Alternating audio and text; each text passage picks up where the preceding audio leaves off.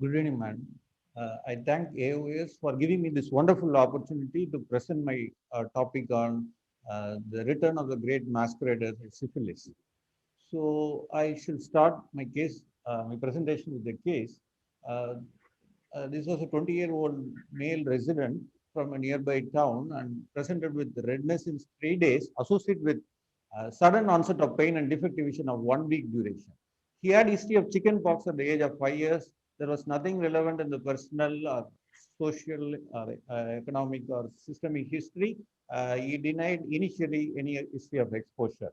On general examination, he was well built, nourished, but if you carefully examine, there were subtle hyperpigmented lesions on the hand, which were really suspicious for us, as Dr. JB said in his talk. And the vitals was normal, and he had consulted another hospital. He showed the records where he was treated with oral steroids, topical antibiotics, cycloplegics, and interestingly, the periocular steroid was also given for the diagnosis of right eye vitritis written in the discharge summary. And he said that the pain redness reduced, but the defective vision continued to persist. On examination, his vision in the right eye was 6 by 60, the other eye was normal. Right eye had minimal congestion with cells and posterior synechiae. The vitritis of grade 3 and the fundus showed discrete yellowish fluffy lesions superior temporally and few scleroid vessels and snowball-like clumping were seen. The media was a little hazy and my camera couldn't capture those peripheral lesions, but the OCT still showed some vitreous inflammation as well. And we had a working diagnosis of panuveitis and a set of differential diagnosis because of the peripheral retinitis like lesion, coriARN, or could be toxoplasma, tuberculosis, or syphilis. So we thought that tuberculosis is less likely because MAN2 and workup was negative, and the toxo report was still not available, and we still had other differences in mind.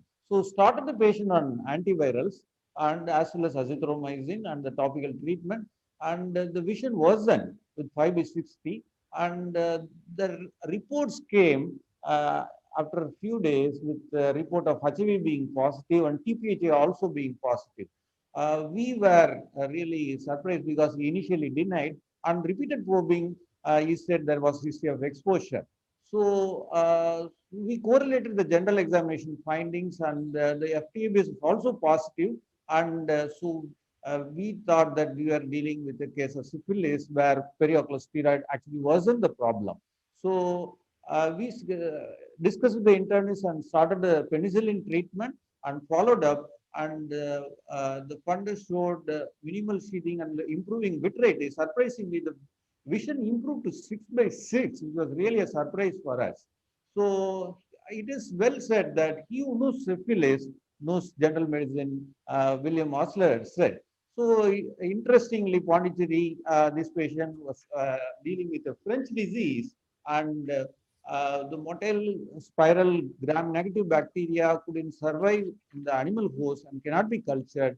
And we have different form of syphilis: congenital in the first 2 years, and the late syphilis. Acquired could be early and late, primary, secondary, and early latent. The late, there could be a neurological, cardiovascular, and gummatous lesions in the late presentation.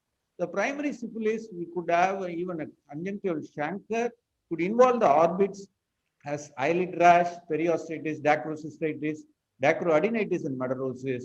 The secondary syphilis, where we have the uveitis manifestation with chorioretinitis, neuroretinitis, retinal vasculitis, and even APMPP like picture. In addition, we should also look for the neuro-ophthalmic involvement as cranial nerve palsies, RAPDs with optic neuritis. The conjunctivitis, interstitial keratitis, epistatis, scleritis, antiuveitis should not be overlooked. No structure of the eye is immune from the manifestation of the syphilis. The tertiary syphilis could take on the form of neuro-ophthalmic Argyll-Robertson pupil, tonic pupil, Horner syndrome, optic atrophy, palsies, nystagmus, and field defects, as well as the gammas.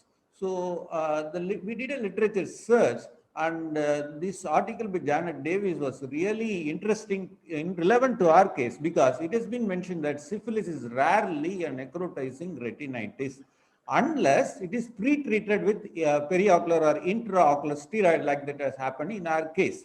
So the presentation could mimic an ARN like mentioned in this case report, and it responds brilliantly well if you pick up early with appropriate treatment like this case which had a recovery to 6/6.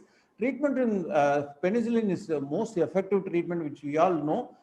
We should not be inclined to give an alternate equivalent regimen because the efficacy, the intraocular MIC concentration are not great enough.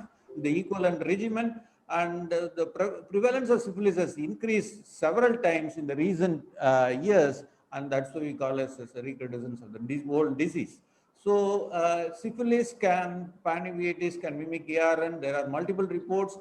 Here there was a placoid lesion and panuveitis, and mistreated as ARN, and finally syphilis was picked up. So similarly, syphilitic retinitis and uveitis in HIV positive, we need to be very careful in starting the treatment for HIV as well. So the diagnosis depends on direct inoculation, direct detection, non-treponemal test, as well as the specific test.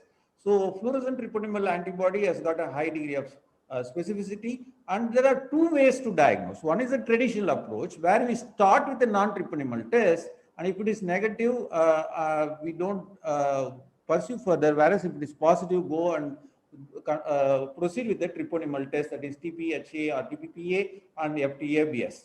So in the reverse mode, which is being mentioned by Dr. Janet Davis, where the treponemal immunoassays, the specific tests were done first and followed by a non-treponemal test.